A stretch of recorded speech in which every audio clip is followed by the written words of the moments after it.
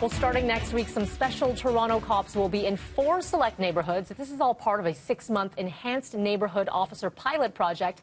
The goal here is to build better relationships with the community. Let's get to one of those communities. Live to Tammy Sutherland in 11 Division. A look at exactly what's going to be happening. Good morning, Tammy. Good morning, Melanie. We're here in the Dundas and Scarlett Road area. This is just one of several neighborhoods where this 6-month pilot project will be taking place starting Monday. And what it looks to do, as you had mentioned, is build relationships with the community and have a more visible and consistent police presence. But this pilot project now will be testing some of the enhancements that Toronto police say will make this program successful. They have had neighborhood policing since 2013, but they want to step it up. And some of those enhancements will include changes in what the police officers are wearing, what is printed on their hats and their vests as well.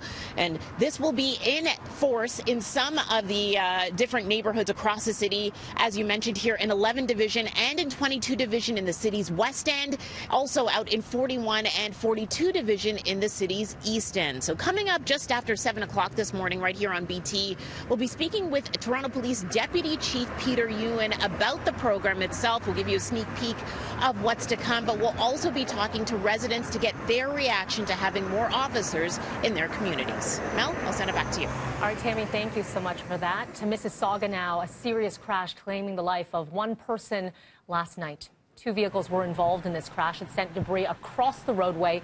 You can see flipping this car right onto its side. Happened around 11 o'clock last night near Burnham Thorpe and Winston Churchill. 2 people rushed to hospital, one of them succumbing to their injuries, the other now listed in stable condition. Roadways were closed off in the area overnight. They have since reopened. Police continue to investigate. Premier Doug Ford in Alberta next Friday, to help fellow Conservative Jason Kenney rally for scrapping the carbon tax.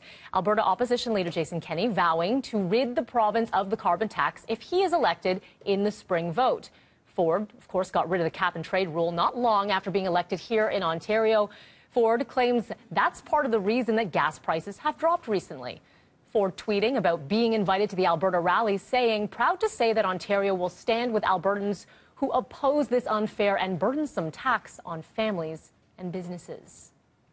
Well, with the potential of a strike as early as next week, the union representing about 50,000 Canada Post employees set to head back to the bargaining table this weekend. Both sides, they've been negotiating for roughly 9 months now. The union says they are waiting for a response on a contract proposal submitted to Canada Post 2 weeks ago. So the major negotiating points here, wages and working conditions.